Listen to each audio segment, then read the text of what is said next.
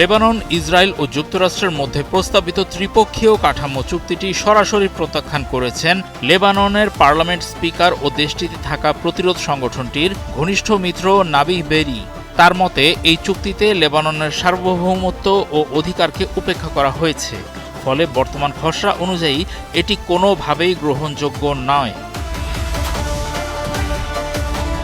29 June ভোরে নিজের রাজনৈতিক দল আমাল মুভমেন্টের প্রকাশ করা এক বিবৃতিতে স্পিকার নাবিহ বেরি স্পষ্ট জানিয়ে দেন, এই চুক্তিটি পাশ হওয়ার কোনো সুযোগ নেই এবং এটি বর্তমান রূপে কার্যকর করা হবে না। তিনি উল্লেখ করেন, এটি কোনো সাম্যের চুক্তি নয়, বরং লেবাননের ওপর জোর করে শর্ত চাপিয়ে দেওয়ার একটি চেষ্টা। চুক্তিতে দখলকৃত লেবাননের ভূখণ্ড থেকে ইসরায়েলি সেনা প্রত্যাহারের বিষয়ে কোনো বাধ্যবাধকতা রাখা হয়নি। তিনি জোর দিয়ে বলেন, যতদিন ইসরায়েলি বাহিনী লেবাননের মাটি না ছাড়বে এবং সব ধরনের আগ্রাসন বন্ধ না করবে, ততদিন এই ধরনের চুক্তির কোনো কার্যকারিতা বা মূল্য নেই।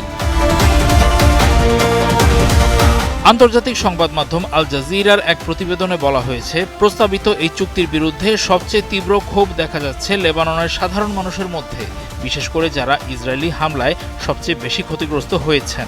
সব হারানো নাগরিকদের একাংশের মতে চুক্তিটি একেবারেই অসম্পূর্ণ এবং বৈষম্যমূলক, কারণ এতে ইসরায়েলি সামরিক বাহিনীকে লেবাননের সীমান্ত থেকে পিছু হটার বিষয়ে কোনো চাপ দেওয়া হয়নি।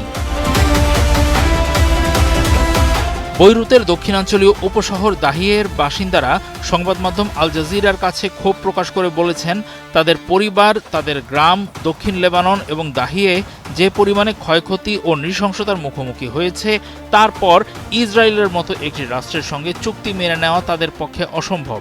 যে রাষ্ট্র তাদের পুরো জনপদকে মাটির সঙ্গে মিশিয়ে দিতে সামরিক অভিযান চালিয়েছে, তাদের শর্ত লেবানিজরা কিভাবে মানবেন, এমন প্রশ্ন আজ লেবানন জুড়ে।